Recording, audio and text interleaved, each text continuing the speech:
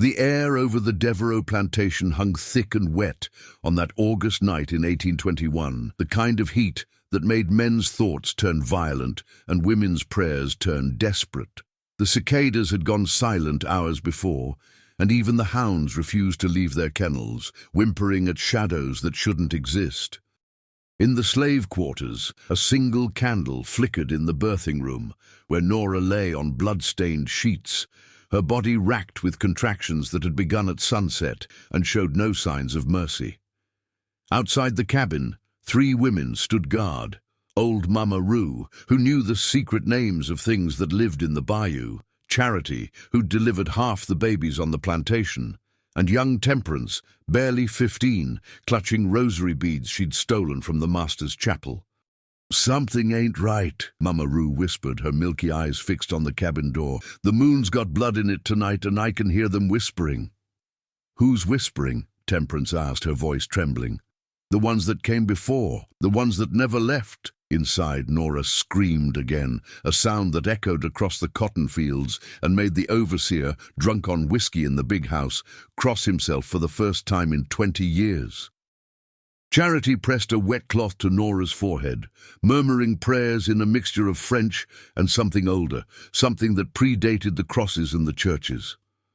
"I can see the head," Charity said, her hands working quickly.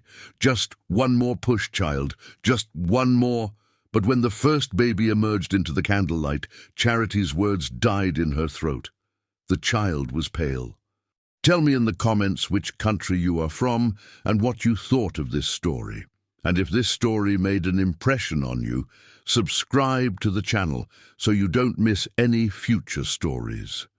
Not the light brown of a mixed baby, not the cream color of a quadroon, but pale as cotton, pale as bone, pale as death itself. His eyes, when they opened, were the blue of a winter sky, and the thin hair plastered to his skull shone gold in the firelight. "Sweet Jesus," Charity breathed, "sweet merciful Jesus." But Nora's body was still convulsing, still pushing, and before anyone could speak, before anyone could make sense of what they were seeing, a second child slid into Charity's trembling hands. This one was dark. Dark as his mother, dark as the rich Louisiana soil, with a cap of black curls and features that mirrored Nora's own face perfectly. 2 boys, born minutes apart, from the same womb, one white, one black. Charity held them both, one in each arm, and for a long moment the only sound was Nora's ragged breathing and the distant thunder rolling in from the Gulf. Then both babies opened their mouths and screamed in perfect unison, the same pitch, the same rhythm, as if they were one voice split between 2 throats. The candle went out. In the darkness, Mama Roo spoke. "Lord, have mercy on us all. The devil's done made himself a joke, and we're all gonna pay for the punchline." By morning, word had spread through the plantation like fever. Field hands abandoned their posts to crowd outside the slave quarters, straining to catch a glimpse of the impossible twins. The house slaves whispered about it over breakfast preparation, and by the time Master Jacques Deveraux descended the grand staircase of the main house, every servant in his household had already heard the news. Jacques Deveraux was a tall man with the kind of aristocratic features that generations of French breeding had refined into sharp angles and cold beauty. He'd inherited the plantation from his father 10 years prior, along with 200 acres of prime cotton land and 63 human souls that the law called property. He was not a cruel man by the standards of his time and place, which is to say, he only beat his slaves when he felt they deserved it, only sold families apart when economics demanded it, and only bedded the women who caught his eye when his wife was visiting relatives in New Orleans. He was, in his own mind, a reasonable master. But as he stood in the doorway of Nora's cabin that morning, staring down at the 2 infants lying side by side in a crate that served as a crib, reason abandoned him entirely. "This is impossible," he said quietly. His overseer, a thick-necked brute named Gideon Morse, stood behind him, chewing tobacco and studying the twins with narrowed eyes. "Saw it with my own eyes last night, sir," Charity said from her position beside Nora's pallet. "Watched them both come out, one after the other. Same mama, same birth, same night?" Jacques knelt beside the crate, examining first the pale child, then the dark one. They were identical in every way except color. The same small nose, the same delicate ears, the same tiny hands that even now reached for each other across the few inches that separated them. "Who's the father?" Jacques asked, his voice tight. Nora, exhausted and still bleeding, turned her face to the wall. "No father," she whispered. "Just me and God's will." "The God don't make mistakes like this," Gideon spat. "This is witchcraft, devil's work. We should drown them both before they bring a curse on this whole plantation." "No!" Nora's head whipped around, her eyes suddenly fierce despite her weakness. "You touch my babies and I'll haunt you from the grave. I'll put such a curse on this place that cotton won't grow here for 100 years. Jacques held up a hand, silencing them both. He continued to stare at the twins, his mind racing through possibilities. Could one of them be his? He'd visited Nora's cabin 6 months ago, after a particularly difficult day settling his father's debts. But that would only explain the pale child, not the impossible timing of the dark one. "We'll keep them," he said finally, "but separate them. The pale one," he pointed to the golden-haired infant, "will be raised in the house. We'll say he's my nephew sent here after his mother died in New Orleans. No one will question it." "And the other?" Charity asked. "Stays in the quarters, raised as what he is." Jacques stood, brushing dirt from his expensive trousers. "And no one speaks of this, not to anyone outside this plantation. Anyone caught gossiping about the twins will be sold south. Am I understood?" The slaves nodded, but Mama Rue, standing in the corner where shadows pooled despite the morning light, shook her head slowly. "You can't separate what God joined together," she said, "or what the other one joined." "The other one?" Jacques turned to face her, but Mama Rue had already slipped out the door, leaving only the faint smell of sulfur and swamp water in her wake. They named the pale twin Elias, a biblical name that Jacques felt gave the boy legitimacy. The dark twin, Nora insisted on calling Isaiah after the prophet who saw visions of God's glory. For the first 6 months, Jacques' order was enforced. Elias was moved to a nursery in the main house, attended by a wet nurse imported from Charleston, while Isaiah remained in the quarters with his mother, but the separation didn't take. On the first night, Elias screamed from sunset to sunrise, a high-pitched wail that shattered windows in the main house and made the wet nurse quit before dawn. No amount of milk, rocking, or comforting could calm him. Across the plantation grounds, in a cabin surrounded by cotton fields, Isaiah screamed too, the exact same pitch, the exact same rhythm. The moment the sun rose and Nora was allowed to bring Isaiah to the main house, both babies fell silent. They lay side by side in Elias's crib, their tiny hands intertwined, breathing in perfect synchronization. "This ain't natural," the cook muttered, watching from the doorway. "This ain't God's plan," but natural or not, a pattern emerged. Whenever the twins were separated by more than 100 feet, both would begin to scream. When they were together, they were peaceful, their blue eyes and brown eyes tracking the same movements, their heads turning in unison towards sounds only they could hear. The doctor from New Orleans came in September, a learned man named Dr. Beaumont, who'd studied in Paris and claimed to have seen every medical oddity the world had to offer. He spent 3 days examining the twins, measuring their heads, listening to their hearts, drawing their blood, and examining it under a microscope he'd brought from France. On the 3rd night, he sat in Jacques' study, drinking brandy with shaking hands. "I cannot explain it," he admitted. "By every measure of science and medicine, this is impossible. They share no physical connection, no conjoined organs, no shared circulation. Yet when I pricked Elias's finger today, blood appeared on Isaiah's hand, in the exact same spot. When I spoke to Isaiah in a language he couldn't possibly understand, Elias responded, before I finished the sentence. "What are you saying?" Jacques demanded. Dr. Beaumont drained his glass and poured another. "I'm saying they're not two separate children. They're one consciousness, one soul, somehow divided into two bodies. And God help me, I don't know if the division happened at birth, or if something divided them on purpose." He left the next morning and never returned to the Deveraux Plantation. His journal, discovered years later among his effects, contained only one entry about the twins. "They are not two bodies. They are one divided by color. And whatever purpose that division serves, I pray I never live to see it fulfilled."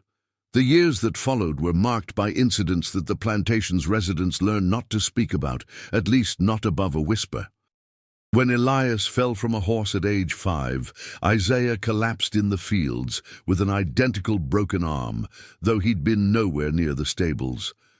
When Isaiah caught fever during a harsh winter, Elias burned with the same temperature in his warm bed in the main house, despite showing no signs of infection. They spoke in unison when they were together, finishing each other's sentences before the words were spoken. They moved in mirror images, Isaiah's left hand rising when Elias raised his right.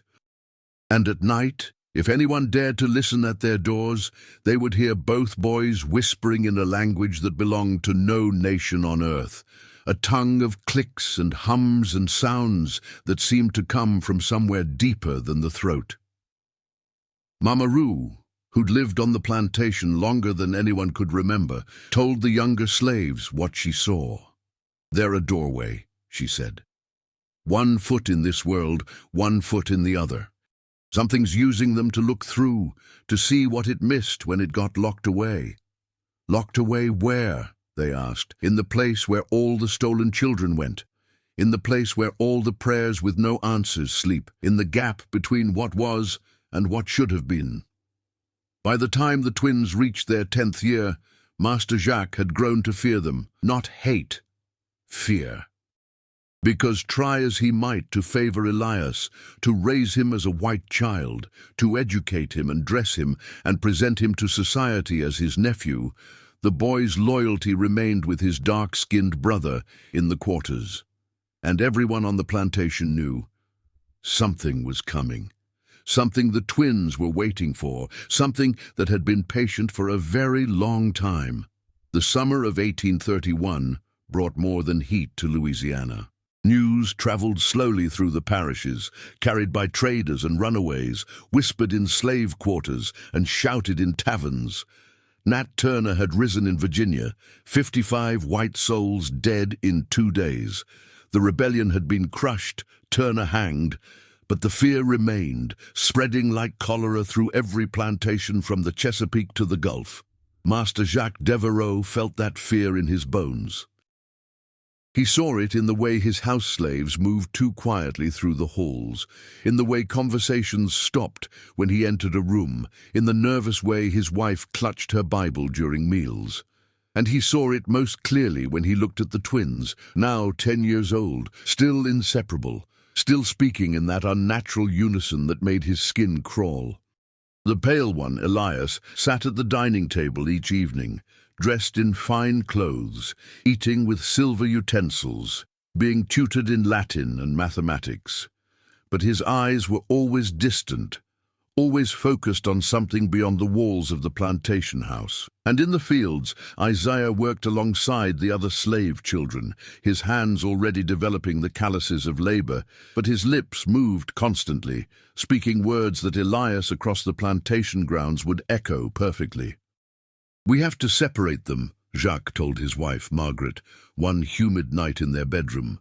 The windows were open, but no breeze came through, and somewhere in the distance a woman was singing a song in a language that predated English in these lands.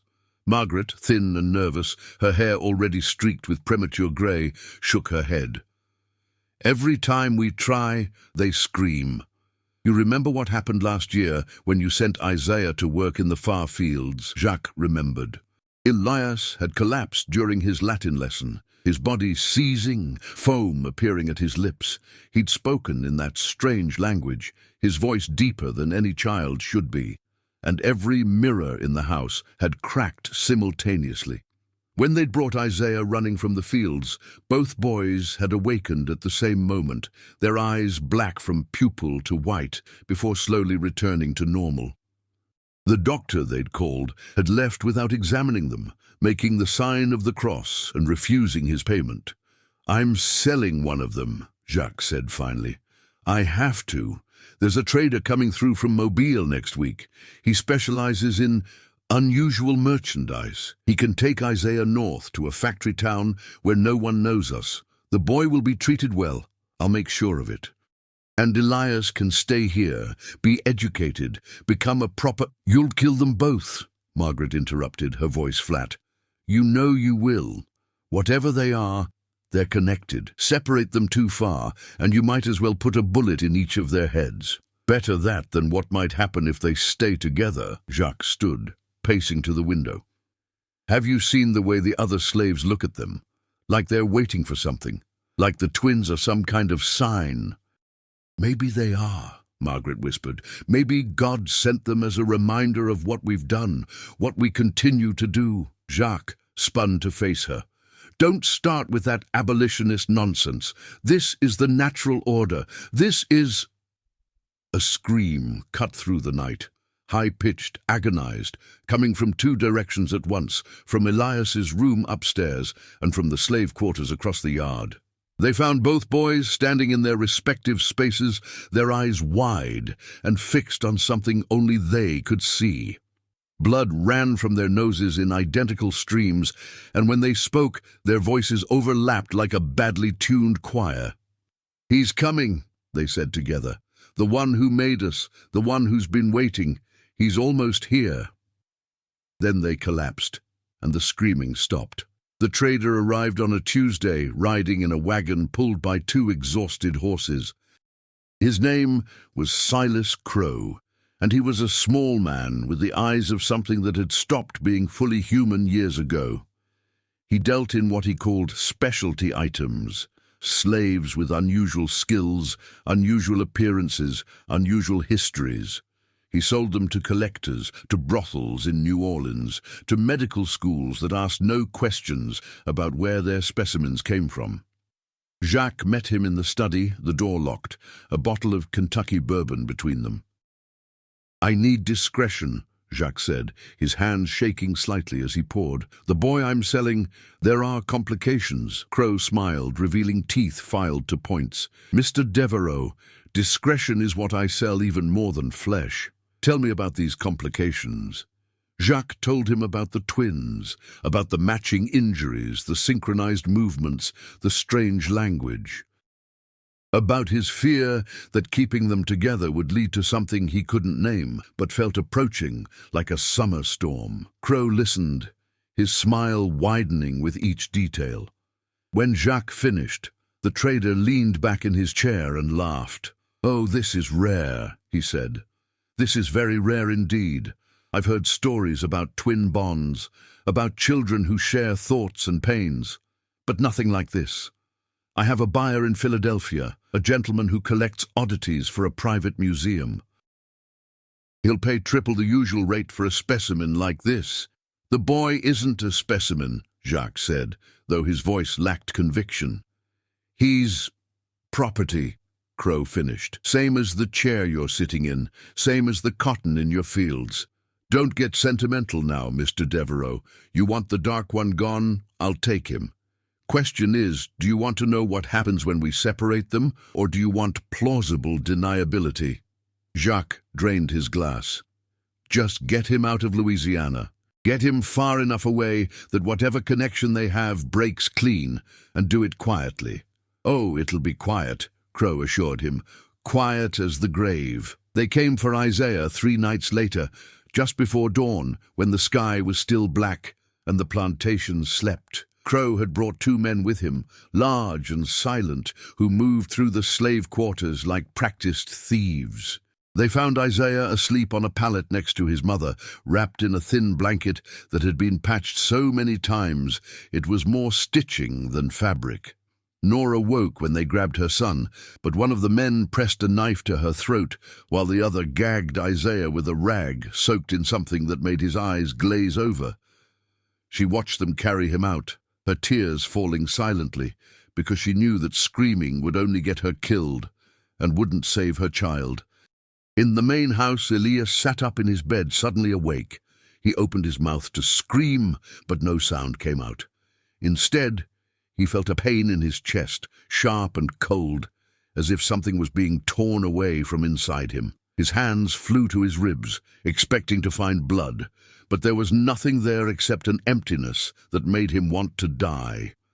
He tried to stand, but fell to the floor, his legs refusing to obey him. Tried to call for help, but his voice had been stolen, replaced by that same deep emptiness that was spreading through his body like ice water through his veins.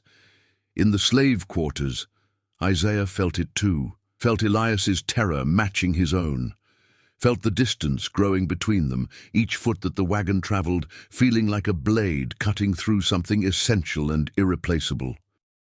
The drug they'd given him made everything blurry, made the world tilt and spin, but through it all he could feel his brother's panic, could hear Elias's silent screaming echoing in his skull. "Hold on," Isaiah thought, pushing the words across whatever invisible bridge connected them. "I'll find my way back. I'll find—" The connection snapped.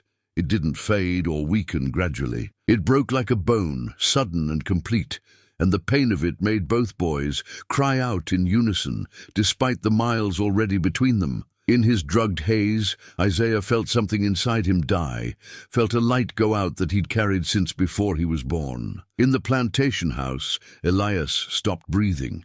Margaret Deveraux found him in the morning, lying on the floor of his room, his lips blue, his eyes open, and staring at nothing.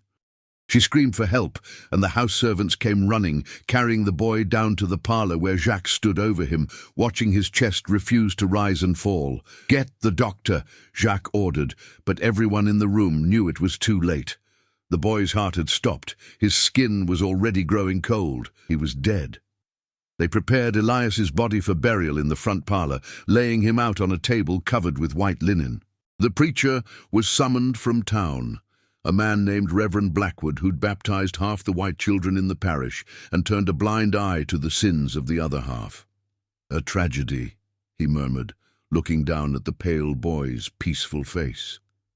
"So young. God's will is mysterious, but we must trust."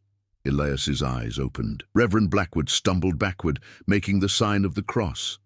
The boy sat up slowly, mechanically, like a puppet being raised by invisible strings. His eyes were wrong. The blue had turned milky, clouded, as if cataracts had formed in the hours since his death. "He's coming," Elias said, but it wasn't his voice. It was deeper, older, carrying harmonics that no human throat should produce. "You cut us apart, and now he can come through. Now he can finish what he started." "What's happening?" Margaret shrieked. "What's wrong with him?" Elias turned his head toward her, and she saw that his eyes weren't just clouded. They were moving, swirling like smoke trapped behind glass. "Nothing's wrong. Everything's right. For the first time in 200 years, everything's finally right." Jacques grabbed his son, nephew, property, whatever Elias was, by the shoulders. "What are you talking about? Who's coming?" "The one you brought here in chains. The one you tried to break and couldn't. The one who learned to split himself, to hide in the space between colors, to wait for the day when his people would be strong enough to hear his call." Elias smiled, and the expression on that young face was ancient and terrible. "He's been waiting in us, using us as a door, and now that you've separated us, now that you've broken the seal—" The boy's head tilted back, and his mouth opened wider than anatomy should allow. A sound emerged, not a scream, but something older, something that made the windows rattle and the floorboards crack. It was a word in that language the twins had spoken since birth, a word that meant freedom and vengeance and resurrection all at once. Every slave on the plantation heard it in their bones and blood, heard it in the place where memories lived that weren't their own. They stopped working, stopped moving, stopped pretending. They turned as one toward the plantation house, their eyes reflecting something that hadn't been seen in Louisiana since before the ships came. In the back of a wagon 3 miles away, bouncing along a rutted road toward Mobile, Isaiah jerked awake despite the drugs. His eyes had turned milky too, swirling with that same impossible smoke. He looked at Silas Crow and smiled. "You should run," Isaiah said in that deep, ancient voice. "What's coming won't distinguish between masters and merchants." Crow reached for his pistol, but Isaiah moved faster than any child should be able to move. He grabbed the trader's wrist and squeezed, and the bones shattered like dried wood. Crow screamed, and the 2 men he'd brought with him lunged toward the boy, but Isaiah spoke a word in that old language, and they both fell, blood pouring from their ears and noses. The horses pulling the wagon stopped, snorting and stamping. Isaiah climbed down from the wagon bed, landing lightly on the road despite still being shackled. He looked back toward the plantation, toward where his brother waited, and felt the presence that had lived inside them both, finally flowing free. "Soon," he whispered. "Soon we'll be whole again. Soon we'll show them what they created when they tried to break us."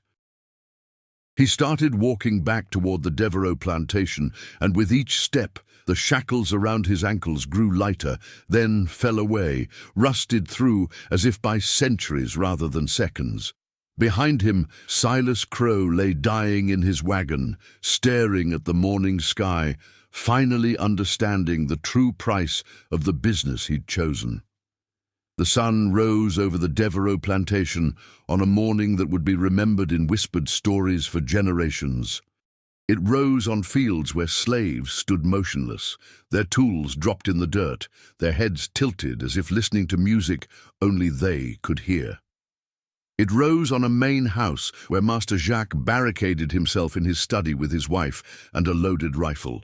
And it rose on 2 boys, miles apart, but moving toward each other with the inevitability of rivers flowing toward the sea. In the plantation house, Elias walked through the halls, his bare feet leaving no sound on the wooden floors. The servants who saw him coming pressed themselves against the walls, their faces torn between terror and something that looked almost like hope. He paid them no attention. His milky eyes were fixed on something beyond sight, beyond walls and distance. "Isaiah," he whispered, and somewhere miles away, his brother echoed the name in perfect synchronization. Old Mama Roo sat on the porch of her cabin, the only slave who hadn't moved when the call came. She'd been expecting this, had felt it building for 10 years, like pressure behind a dam. She watched Elias pass by the slave quarters and nodded slowly. "There he is," she said to the empty air beside her. "The door's finally open. Question is, what's going to walk through?" In the study, Jacques loaded his rifle with shaking hands. Margaret sat in the corner, her Bible open but unread, lips moving in prayers that felt hollow even as she spoke them. "This is judgment," she whispered. "This is what we deserve." "Shut up," Jacques hissed. "Just shut up and let me think." But thinking was becoming difficult. Outside the locked door, he could hear footsteps. Not many, just one set, light and child-sized, but they echoed wrong, as if each step was being taken in 2 places at once. A knock at the door, soft, polite, terrible. "Uncle Jacques," Elias called, his voice that strange harmony of child and something ancient. "I need to talk to you. I need to explain what you've done." "Go away," Jacques shouted, raising the rifle. "You're not my nephew. You're not even human. You're some kind of demon." Laughter from the other side of the door. Not cruel, almost sad. "I'm exactly what you made me. What you all made us.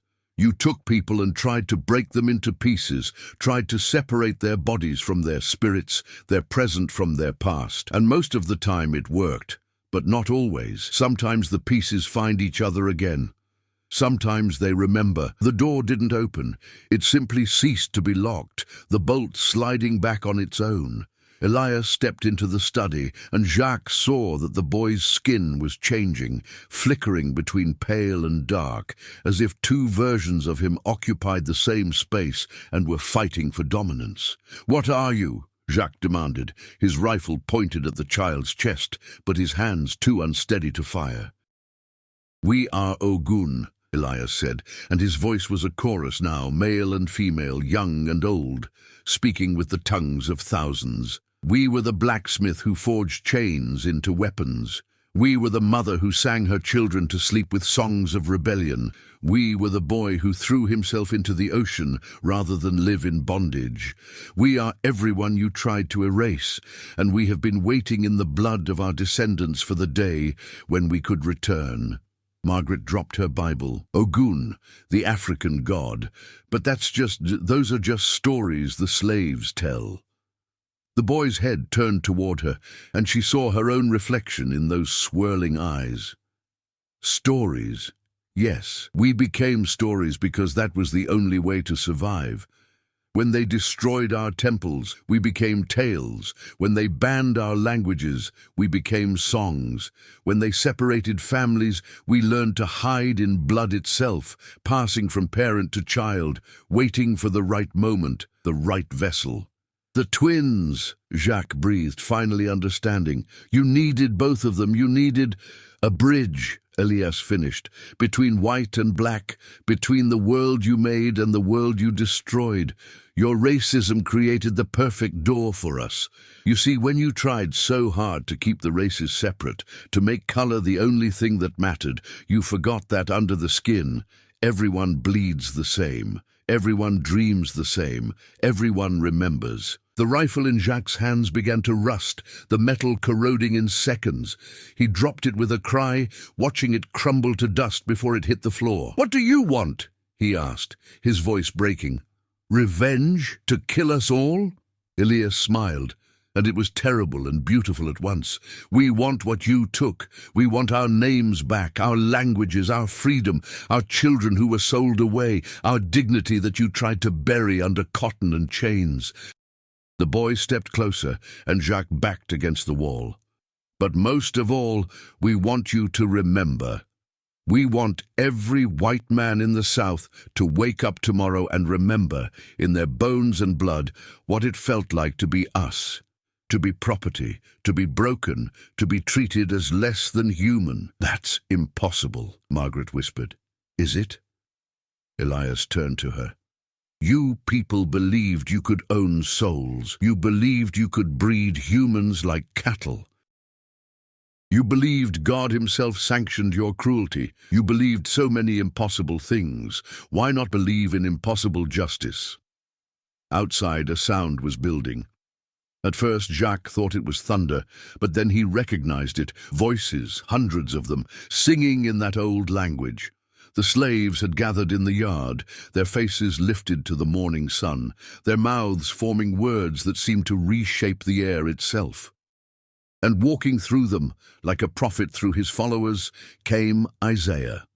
The dark twin had aged as he walked, though only hours had passed since he'd left Silas Crow dying on the road.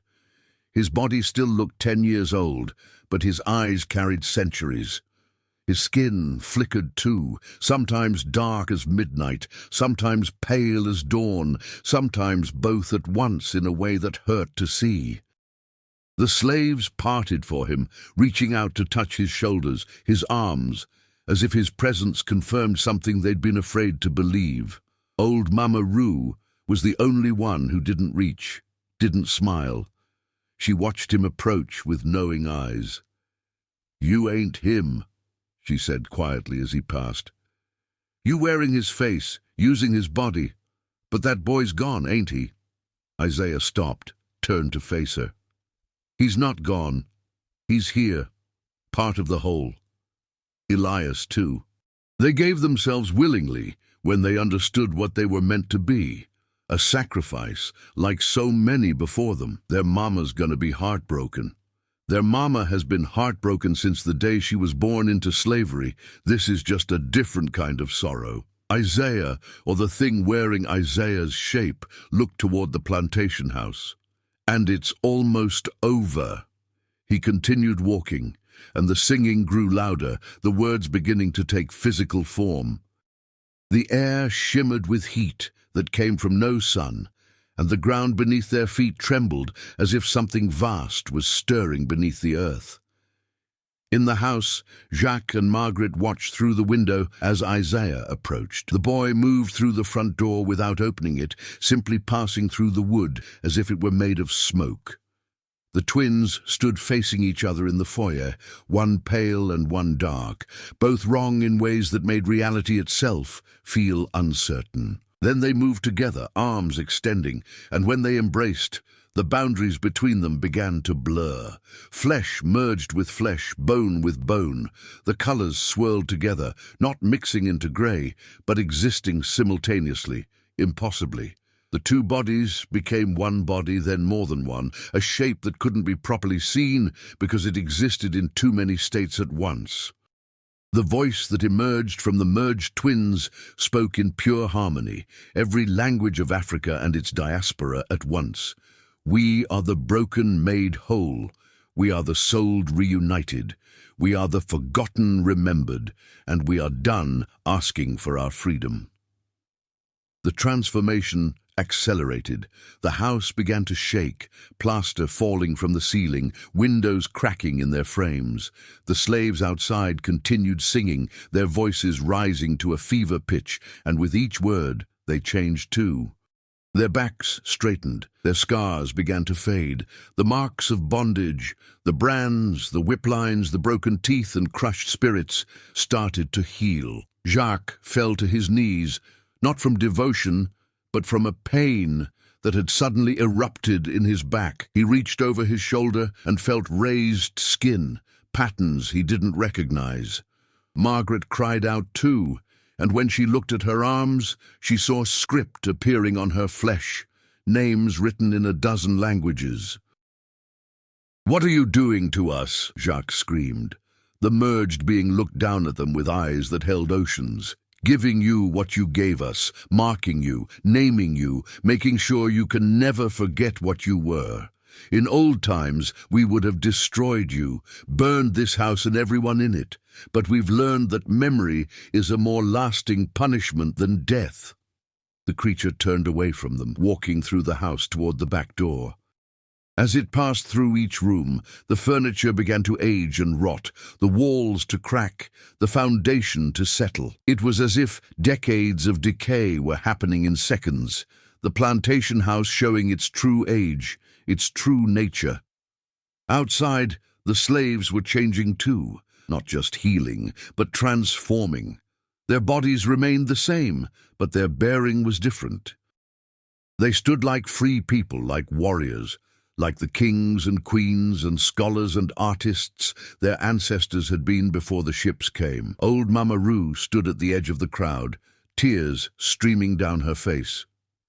She alone seemed to understand fully what was happening, what was about to happen. "Lord, help us all," she whispered.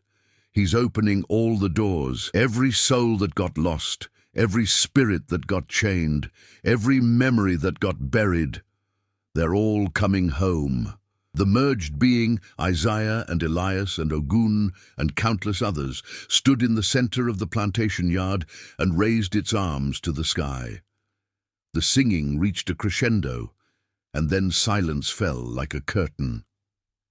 In that silence, the dead began to speak. They came as whispers first, then voices, then presences that could almost be seen in the corner of the eye. The spirits of every slave who died on the Deveraux Plantation, every child sold away, every parent separated from their offspring. They didn't come for vengeance, not exactly. They came to witness, to be remembered, to reclaim the ground that had soaked up their blood and sweat and tears. Jacques and Margaret crawled out of their crumbling house to find their plantation transformed.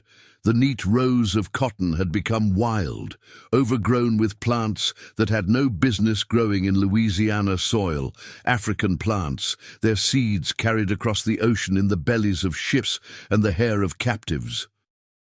The slave quarters remained standing, but the overseer's house had collapsed. The whipping post had turned to dust, And everywhere, everywhere, the marks appeared. On trees, on stones, on the earth itself. Names written in a dozen scripts, stories told in symbols, histories that had been erased now writing themselves back into existence, the merged being stood in the center of it all, beginning to separate again. Isaiah and Elias emerged from the fusion, still connected by a thin thread of light that pulsed between their chests. They looked more solid now, more real, but also somehow less human than before. Elias spoke first, his voice his own again, but carrying echoes.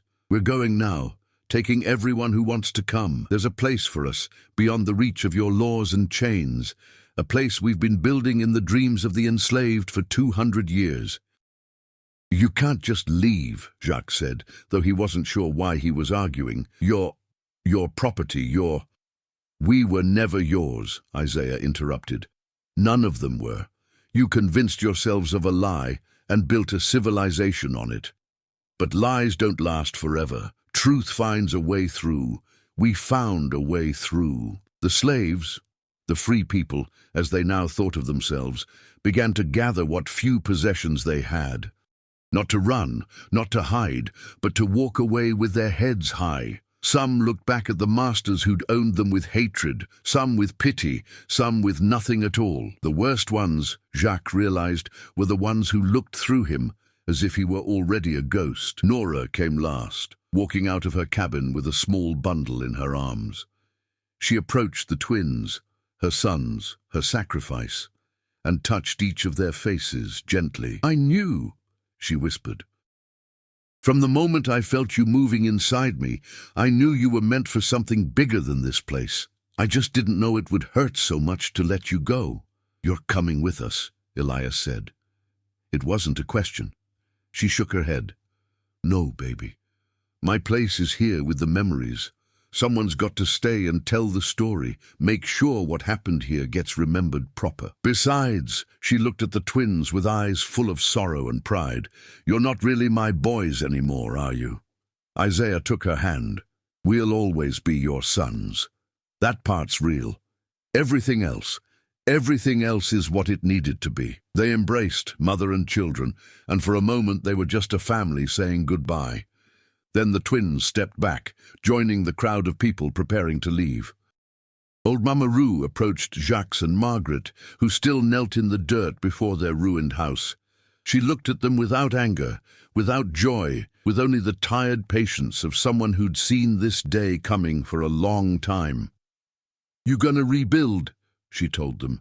"Convince yourself this was all a nightmare, that none of it was real. But every time you look at your arms, you'll see those names.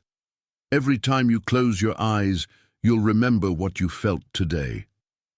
And that's gonna have to be enough, because the other kind of justice, the burning and killing kind, that ain't what's needed. What's needed is memory. What's needed is for you to live with what you did, what your fathers did, what your children would have done." She turned to join the others, then paused. "Oh, and you ain't going to be able to own people no more. Not here, not anywhere near here. Something in the soil's changed. Try to bring slaves to this land again, and the earth itself will rebel. That's the real curse we're leaving you with. You're going to have to do your own work from now on." The freed people began to walk, not north toward a freedom that was still precarious and half-formed, but west, toward the swamps and bayous, where the land was wild and the laws of men held less sway. They sang as they walked, the same song that had begun this transformation, and with each step they became harder to see, as if they were walking between worlds. The twins went last, Isaiah and Elias hand in hand, their skin still flickering between shades. Just before they reached the tree line, Elias turned back to look at the plantation one final time. "We were born to be a bridge," he called back to Jacques. "Between past and present, between races, between the world you made and the world that should have been. You tried to use that bridge to maintain your power, but bridges go both ways, and now every enslaved person in the South will dream of this day.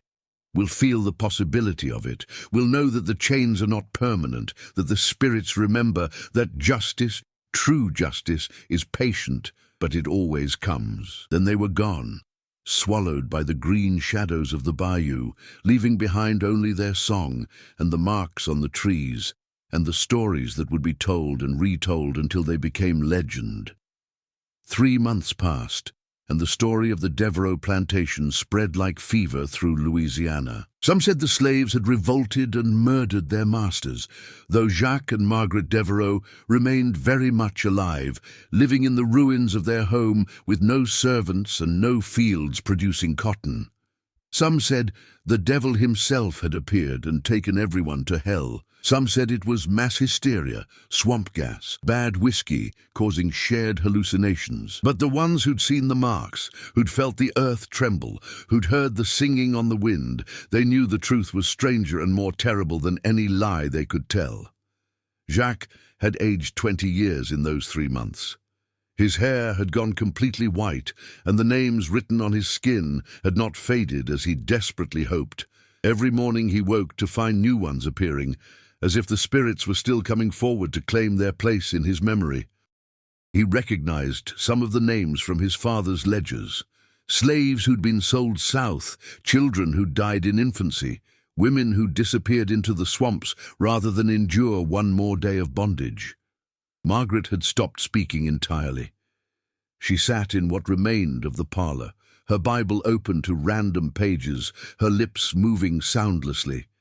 The names on her arms had formed into sentences, stories written in blood and ash about things she'd witnessed and chosen to ignore. Her own children's names appeared among them. She'd borne 3 babies before the twins were born, all of them dying in infancy. Now she saw names written around theirs in tiny script. The slave women who'd been forced to wet nurse them, whose own babies had died from neglect while they tended to white infants. The guilt was eating her alive more efficiently than any physical disease. In town, Reverend Blackwood stood before a congregation that had dwindled to a handful of families. He preached about testing faith, about Job's trials, about the mysterious ways of God, but his voice lacked conviction, and his hands shook as he held the Bible that had spontaneously burst into flames the day after the twins disappeared. He'd managed to put out the fire, but the book remained scarred, certain passages burned away entirely. All the verses about slaves obeying masters, about the curse of Ham, about the natural order of races, they were gone, leaving holes in the pages like missing teeth. "What happened out there?" one of his parishioners asked after services. "What really happened?" Blackwood looked at the man, a fellow plantation owner whose slaves had become increasingly difficult to manage, talking back, moving slowly, singing those songs that made the overseers nervous. "I don't know," the Reverend admitted, "but I think we've been weighed and measured and found wanting. That's blasphemy, is it?" Blackwood touched the burned pages of his Bible. "Or is it just truth finally being spoken out loud?" In New Orleans, Dr. Beaumont sat in his study, the journal he'd written about the twins open before him. He'd tried to burn it several times, but the pages wouldn't catch. Instead, new entries were appearing in his own handwriting, though he had no memory of writing them. They detailed other cases, other impossibilities he'd encountered, and rationalized away. The slave woman who'd stopped breathing for 3 days after her children were sold, only to wake up the moment they returned. The old man who'd spoken in ancient Egyptian, describing medical procedures that predated modern science. The girl who'd healed from mortal wounds overnight, her body knitting itself back together in ways that defied every law of nature. He documented all of it, explained it away as hysteria or fraud or misdiagnosis, but now the truth was writing itself into his journal, and he could no longer hide from what he'd known in his bones but refused to acknowledge. There were forces at work in the South that science could not explain, powers that arose from suffering and injustice, presences that waited in the blood of the oppressed for the right moment to manifest. The twins had been one manifestation. But his new journal entries suggested they would not be the last. A knock at his door made him jump. He opened it to find a woman he'd never seen before, dark-skinned and regal, wearing clothes that seemed to shift between period and style as he watched. "Dr. Beaumont," she said, her voice carrying the harmonics he remembered from the twins, "we need your help." "I can't," he said immediately. "I can't get involved in whatever is happening. I'm a man of science. You're a man who's seen the truth and has the opportunity to do something about it." She pushed past him into his study, looking at the journal on his desk with knowing eyes. "We don't need you to fight. We need you to document, to bear witness, to use your authority as a white man, a doctor, a scientist, to tell the world what's really happening in the South. They'll call me insane. They'll destroy my reputation." "They will," she agreed, "but you'll be able to sleep at night. And more importantly, you'll help ensure that when the accounting finally comes, and it will come, there will be records that can't be denied or explained away." She placed a folder on his desk.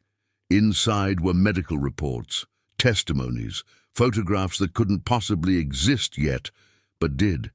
Evidence of abuse, of medical experimentation on enslaved people, of horrors that had been committed in the name of scientific progress.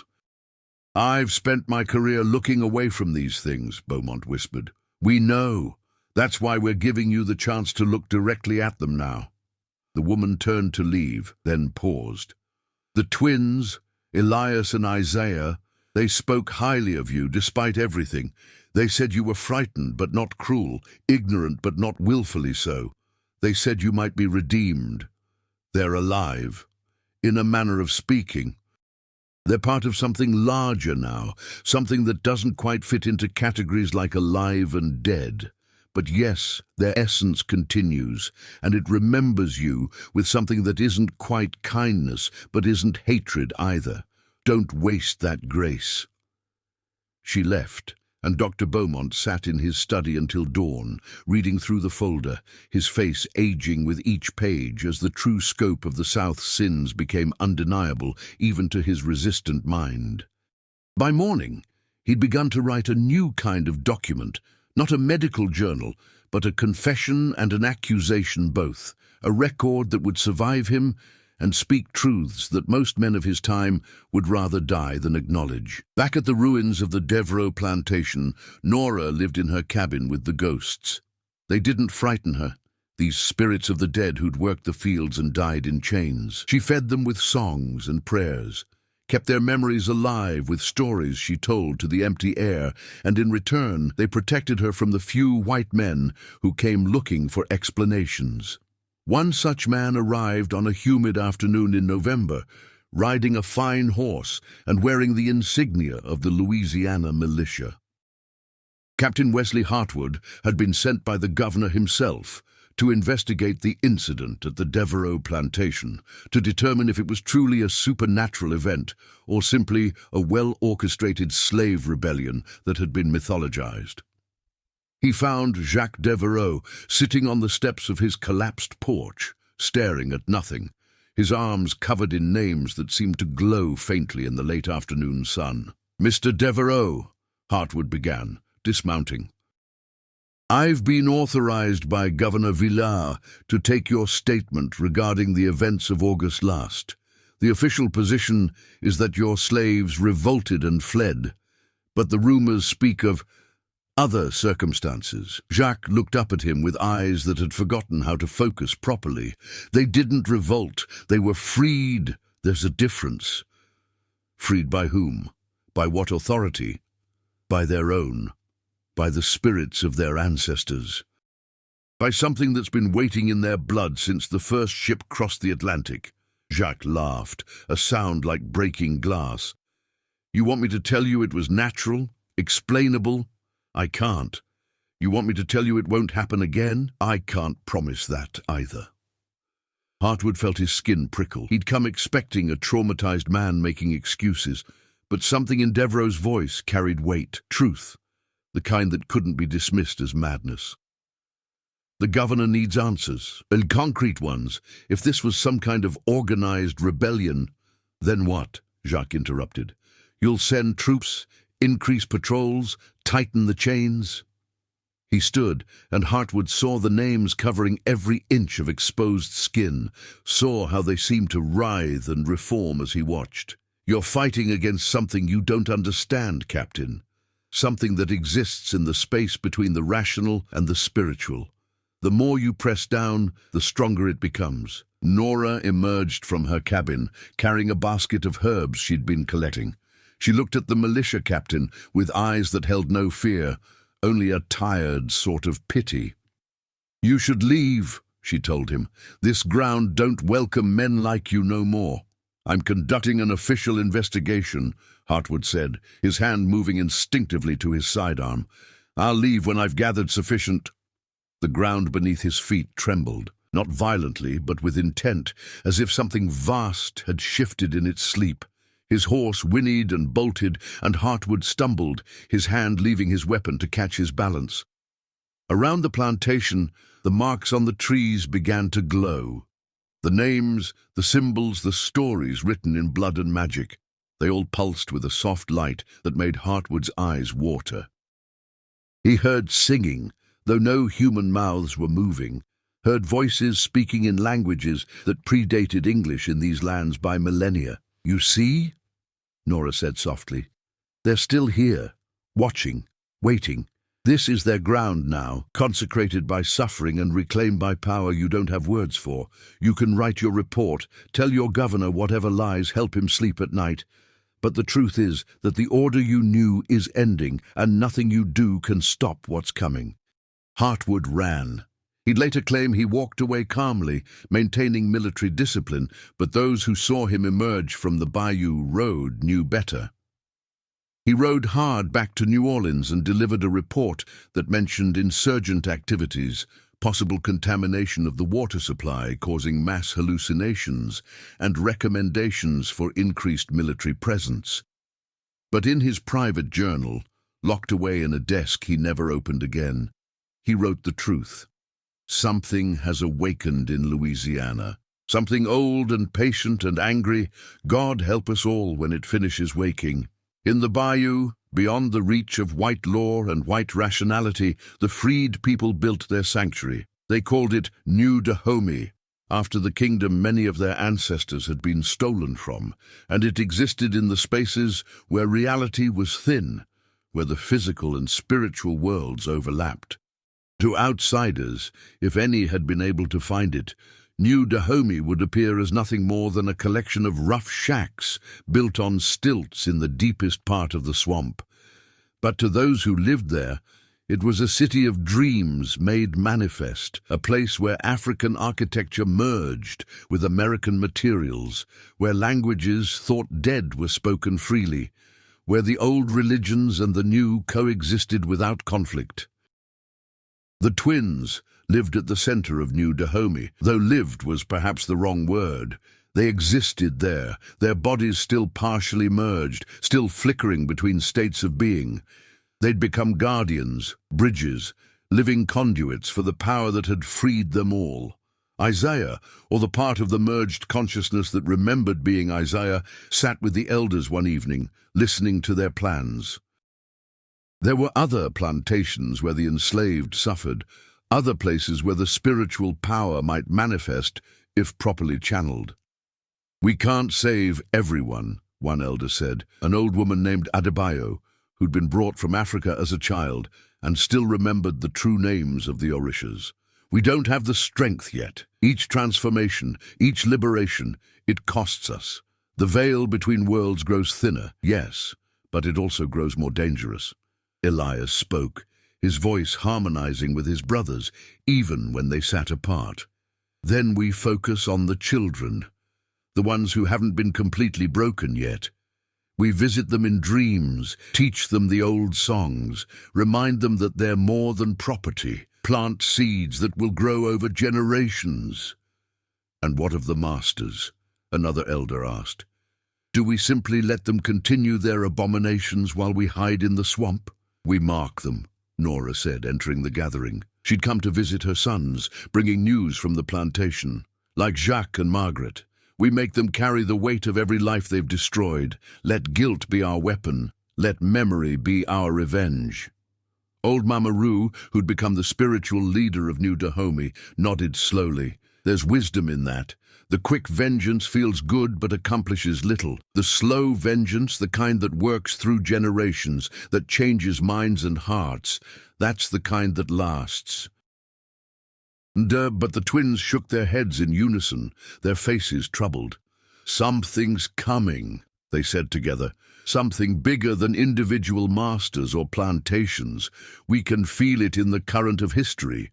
A war between the states, Elias continued alone, over slavery itself. The contradictions in this country are building to a breaking point. The North and South cannot both exist with such fundamental disagreement. How long? Adebayo asked. 30 years. Maybe less. The pressure is building, and when it breaks... Isaiah trailed off, his eyes distant. We need to be ready, need to ensure that when that war comes, our people have the strength, physical and spiritual, to survive it and claim true freedom on the other side. The council continued late into the night, planning strategies that blended the practical with the mystical, the political with the spiritual. They would send envoys to other communities of escaped slaves, share their knowledge, build networks that would endure through the coming storm.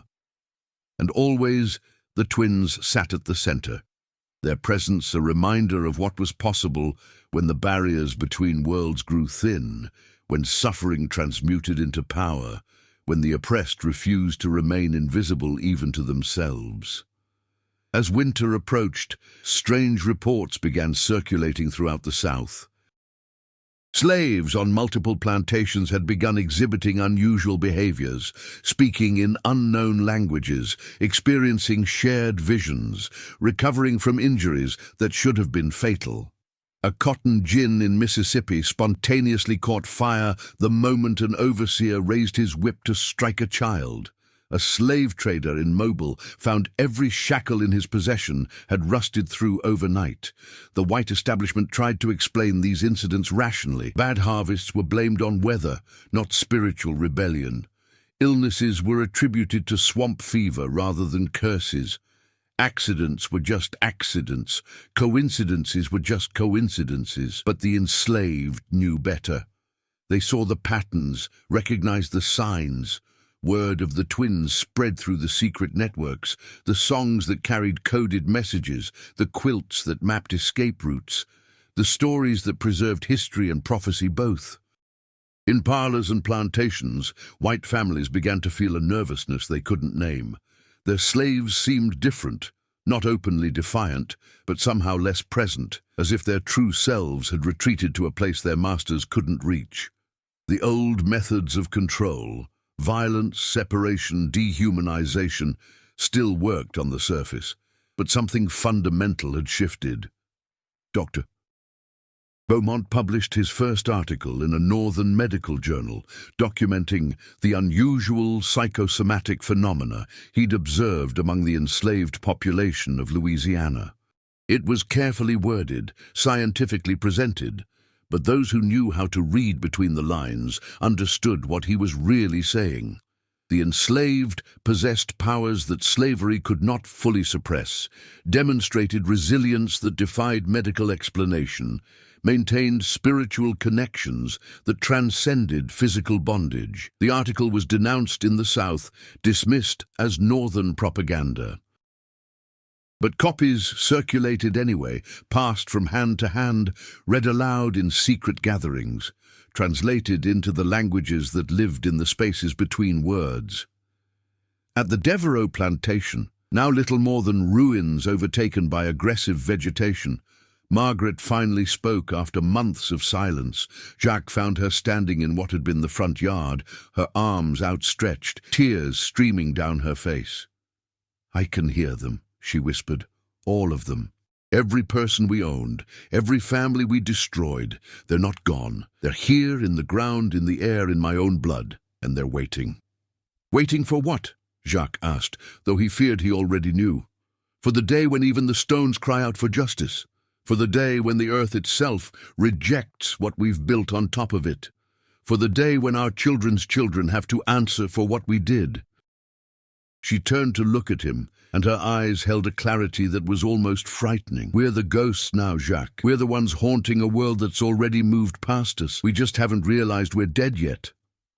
Jacques had no response. He simply stood beside his wife in the ruins of their empire, feeling the weight of names on his skin, hearing whispers in languages he didn't speak, knowing in his bones that she was right.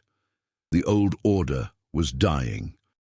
Something new was being born in its place, and the twins, Elias and Isaiah, bridge between worlds, door between past and future, stood at the threshold of that transformation, neither fully in one world nor the other, but present in both, waiting for the moment when the door would open completely and the reckoning would come in full. The winter of 1832 brought unusual cold to Louisiana. Ice formed on the bayou for the first time in living memory, and the elderly spoke in hushed voices about omens, about how nature itself was preparing for something terrible. In New Dahomey, the freed people huddled around fires that burned with unnatural warmth, flames that consumed no wood and produced smoke that smelled of flowers from a continent most of them had never seen, but all of them remembered. The twins had changed again. Elias and Isaiah no longer flickered between states. They'd achieved a kind of equilibrium, existing simultaneously as individuals and as a single unified consciousness.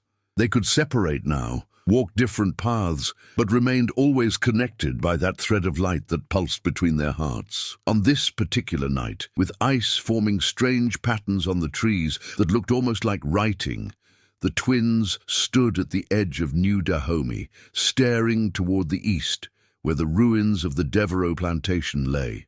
"She's dying," Elias said softly. "Our mother. I can feel it." Isaiah nodded. "The grief is killing her. She's lived too long with ghosts, carried too much memory. Her body is giving up. Should we go to her?" They stood in silence, the question hanging between them like frost in the air. Finally, Isaiah spoke. "Yes, she gave us life, knowing what it would cost her. The least we can do is be present for her death." They walked through the bayou, and the swamp opened paths for them that closed immediately after they passed. Alligators watched them with something like respect, snakes coiled away from their feet. The cypress trees seemed to bow as they moved through the strange landscape, their presence causing ripples in reality itself.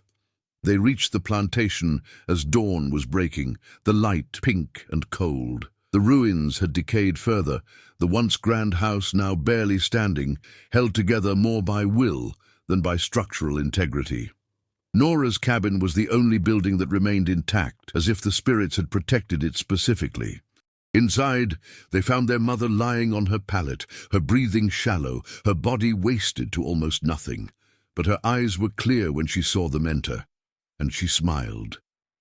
"My boys," she whispered, "my beautiful, terrible, wonderful boys." They knelt on either side of her, taking her hands. The thread of light between them extended to encompass her, and for a moment she felt what they felt. The vast consciousness they'd become, the thousands of souls they carried, the weight of being a bridge between worlds. "I'm sorry," she said. "Sorry I couldn't protect you. Sorry I let them take you, use you, hurt you." "Mama," Elias said gently, "you gave us exactly what we needed to become what we were meant to be. Without the suffering, without the separation, we could never have been the door that opened. You didn't fail us. You completed us." Tears ran down her face, into her hair, dampening the thin pillow beneath her head. "I just wanted you to be safe, to be free, to be children." "We are free," Isaiah told her, "and we've freed others, and we'll continue to free more.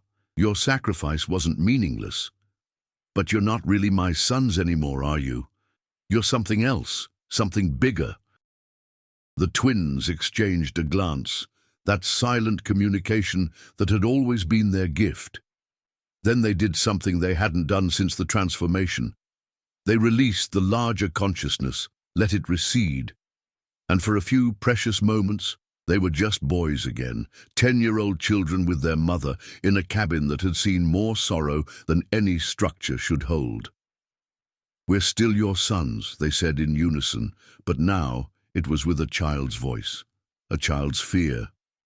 "We'll always be your sons. The other stuff, the power, the purpose, that's real too, but it doesn't erase who we are to you." Nora wept openly now, pulling them close despite her weakness, holding them the way she'd been unable to hold them for so many years. "I love you," she whispered. "Whatever you've become, whatever you'll be, I love you." And they stayed with her through the morning, talking about small things, memories of her childhood in Carolina before she'd been sold south, stories about her own mother, songs she'd sung to them when they were infants. For a few hours the cabin held only a family, not legends or prophecies or manifestations of divine justice, just a mother and her sons saying goodbye. When the sun reached its zenith, Nora took her last breath. Her body relaxed, and something left it, not just life, but a weight she'd been carrying for 30 years. The twins felt her spirit rise, light and free at last, felt her join the great collective of ancestors who watched over New Dahomey. They buried her beside the cabin, in ground that had been consecrated by suffering and redeemed by resistance. Old Mama Roo came from New Dahomey to perform the rites, singing songs that made the air shimmer and the earth accept its new occupant with something like gentleness. "She was one of the strong ones," Mama Roo said when the ceremony ended. "Bore you, raised you as long as she could, let you go when she had to, and never stopped loving you through it all. That's the kind of strength that changes the world." The twins nodded, unable to speak, grief momentarily overwhelming even their vast consciousness. While the twins mourned, the South continued its slow unraveling. In Virginia, a preacher named Nat Turner's rebellion had sent shockwaves through the white establishment that had not yet settled. The response had been brutal. Hundreds of black people, enslaved and free, executed in retaliation. New laws were passed restricting everything from assembly to literacy, tightening chains that were already choking. But every action created an equal and opposite reaction. The harsher the laws, the stronger the resistance became. Not always open rebellion, that had proven too costly, but subtler forms, tools breaking at crucial moments, crops failing despite perfect weather, overseers developing mysterious ailments that physicians couldn't diagnose. And everywhere, the stories of the twins spread and evolved. In some versions, they were angels sent by God to punish slaveholders. In others, they were African deities made flesh. Some said they were still wandering the South, appearing to those in need, granting powers and protection. Some said they died, and their spirits lived in every enslaved person who dreamed of freedom. The truth, as always, was more complex than myth. The twins had become both more and less than the stories suggested. They were individuals who'd sacrificed their individual humanity to become vessels for something larger. Conduits for a power that had been building since the first African was forced onto a slave ship. In New Dahomey, they stood before the Council of Elders, their eyes distant, seeing futures that branched in countless directions. "The war is coming sooner than we thought," Elias said. 15 years, not 30. "The contradictions are accelerating." "Can we survive it?" Adebayo asked. "Can our people survive it?" "Some will," Isaiah answered. "Not all. The war will be terrible, bloody, will tear the country apart. But at the end," he paused, seeing possibilities rather than certainties, "at the end, slavery will be dead, legally dead at least." "But not actually dead," Mama Roo added, understanding what the twins were not saying. "It'll find new forms, new chains, new ways to keep our people bound." "Yes," the twins confirmed in unison. "True freedom will take longer, generations. The work we're doing now, building this sanctuary, teaching the old ways, preserving our power, that's not for the immediate future. That's for the long game, for the descendants who'll still be fighting this same battle 100 years from now." The council absorbed this sobering prophecy in silence. Finally, a young man named Thomas, who'd escaped from a plantation in Alabama and still bore whip scars across his entire back, spoke up. "Then what do we do? Hide here? Wait for a war that might not even free us completely?" "We prepare," the twins said. "We teach. We build networks that will survive beyond us. We train others to access the spiritual power that we've channeled. We make sure that when the war comes, our people aren't just caught in the middle. They're active participants in their own liberation. And how do we do that without exposing ourselves, without inviting destruction?" Thomas pressed. Elias smiled, and it was almost human. "The same way our ancestors survived the Middle Passage, by being more than what we appear, by hiding our power in songs and stories, in quilts and codes, in religious ceremonies that look harmless but carry real force, by being underestimated, overlooked, and when the moment comes, undeniable." The council began to plan. They would send envoys to other communities of escaped slaves, the maroon settlements in Florida, the free black towns in the north, the networks of conductors on the Underground Railroad. They would share knowledge, which herbs could heal, which songs carried power, which stories could awaken dormant spiritual strength. But they would also send warnings. The spirits that had manifested through the twins were not tame, not controllable. Using that power required sacrifice, required understanding, required a connection to something older than individual will. Those who tried to channel it without preparation could be destroyed by it.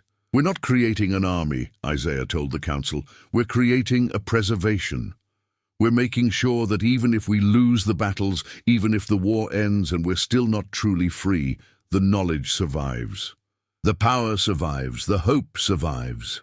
As the meeting concluded and the elders dispersed to begin their work, the twins remained behind with old Mama Roo. The old woman studied them with eyes that had seen more than most, understood more than even the spirits sometimes revealed. "You're fading," she said bluntly. "I can see it.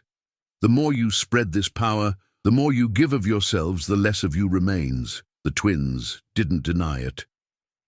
"We knew this when we accepted the transformation.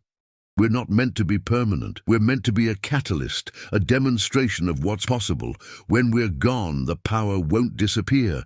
It'll be distributed among all our people, dormant in the blood, waiting for the moments when it's needed most." "And the masters, what happens to them?" "They'll carry their marks until they die, and their children will inherit different marks. Guilt, complicity, the burden of being descended from monsters. Some will fight against that legacy. Most won't, but the memory will persist, will work on them over generations, will slowly change what's possible." Mama Roo shook her head. "That's a long game you're playing, longer than human lifetimes."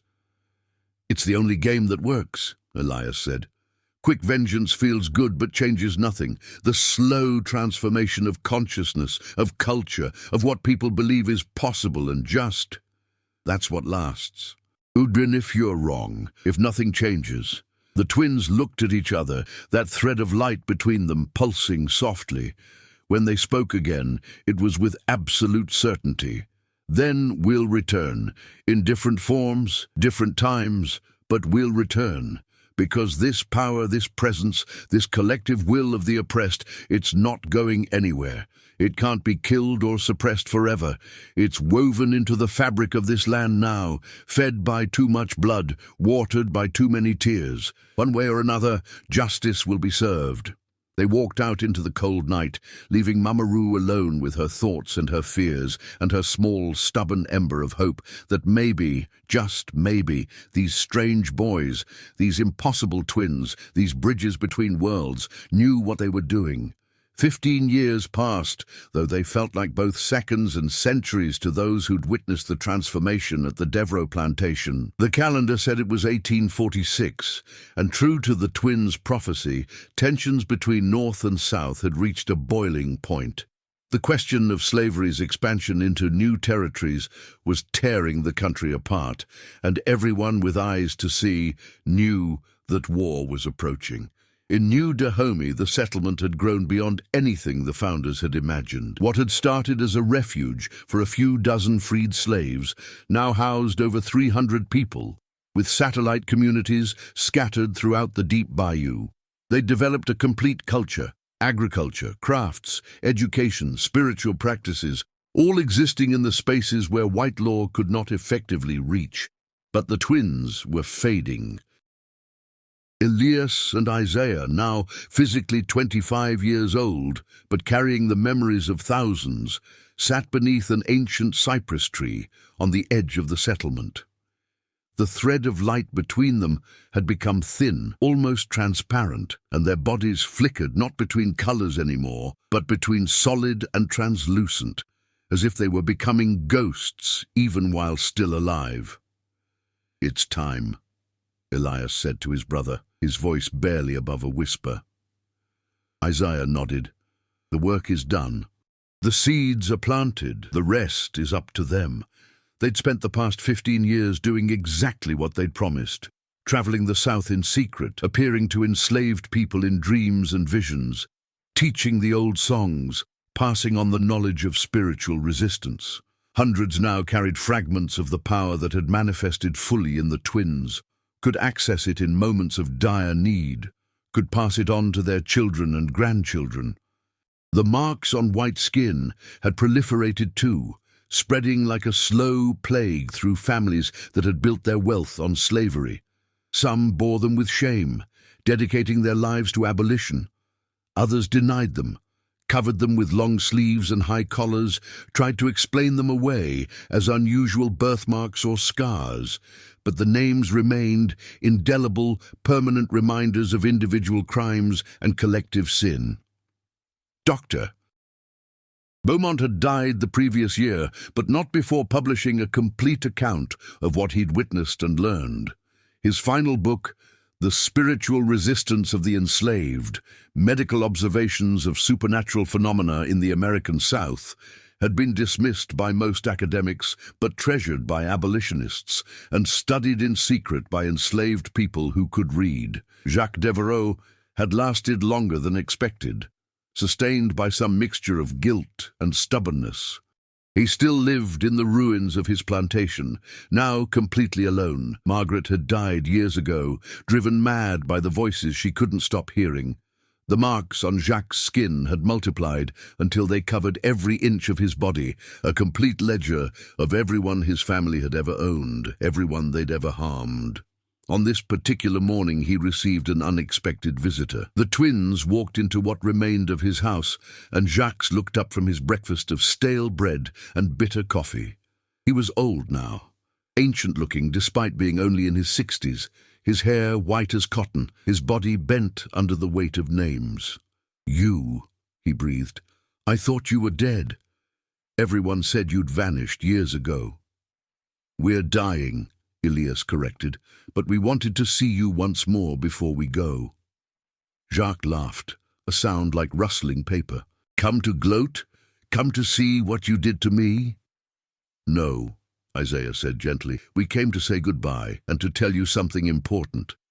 The twins sat across from him, their forms wavering like heat shimmer on a summer road. Jacques could see through them now, could see the morning light filtering through their bodies. "You were never the real enemy," Elias began. "You were a symptom, a product of the system. If you'd never been born, someone else would have done exactly what you did. The true enemy was the idea, the lie that one group of people could own another, that color determined worth, that some humans were less than human." "That doesn't absolve me," Jacques whispered. "No, it doesn't," Isaiah agreed. "Nothing can absolve you.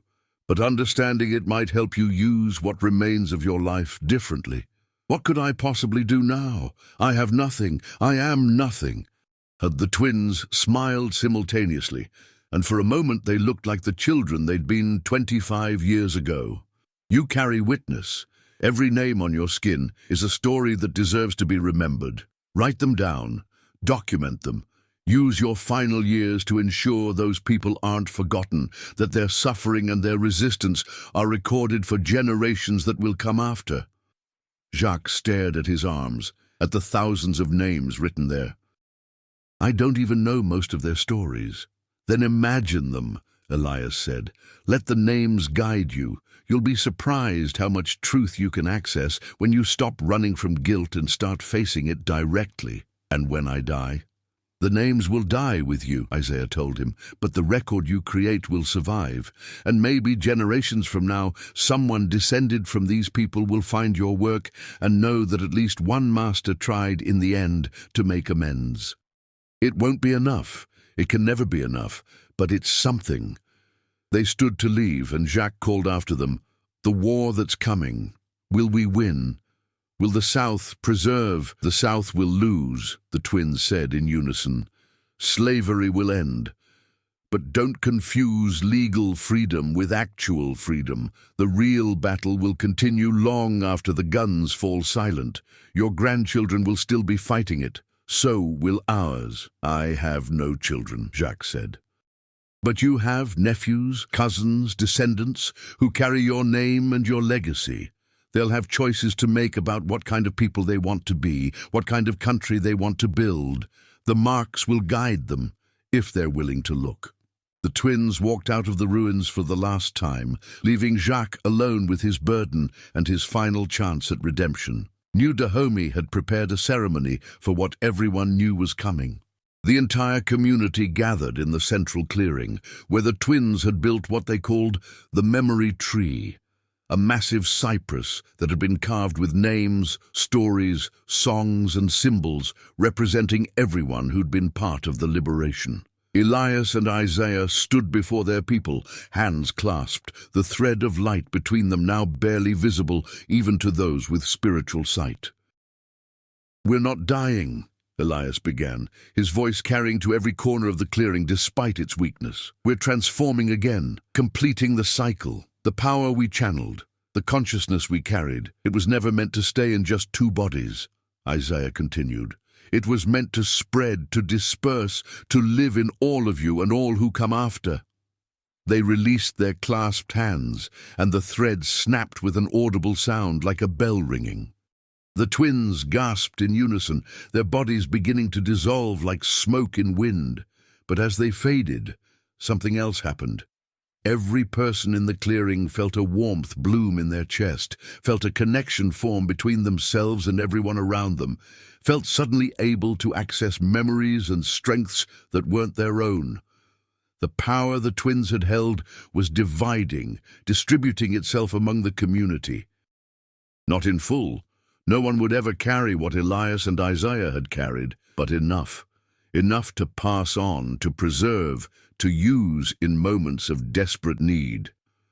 "Remember us," the twins whispered as their forms became translucent. "Not as gods or legends, but as what we were. Two boys who were born wrong according to the world's rules, who turned that wrongness into a key, who opened a door that can never be fully closed again. Remember that the bridge between races isn't a weakness, but a strength, that the mixing they tried to prevent is exactly where the power lives. Remember that justice is patient, that change takes generations, that every small act of resistance matters, even when you can't see the results.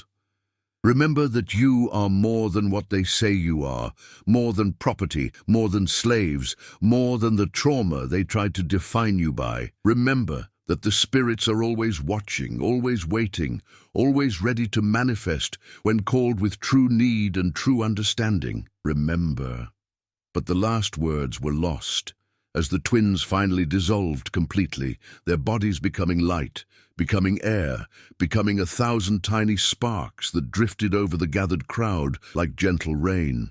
Where each spark touched someone, they felt a gift settle into their bones. For some it was healing, the ability to cure injuries or illnesses that should have been fatal. For others it was sight, the ability to see futures and pasts, to navigate by invisible stars. For others it was voice, the ability to speak words that carried power, that could command or comfort or curse. Old Mama Roo, tears streaming down her weathered face, raised her arms to the sky. "They kept their promise," she called out.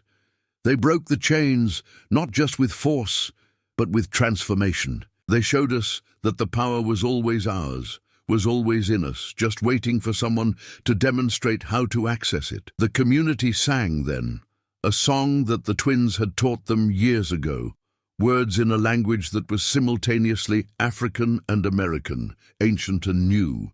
The song spoke of journeys ending and beginning, of children becoming ancestors, of the cycle that never stopped turning. As night fell over New Dahomey, two figures could be seen walking into the bayou, hand in hand, one light and one dark, one pale and one brown, perfectly matched and perfectly opposite. They looked like the twins had looked as children, before the transformation, before the weight of divine purpose.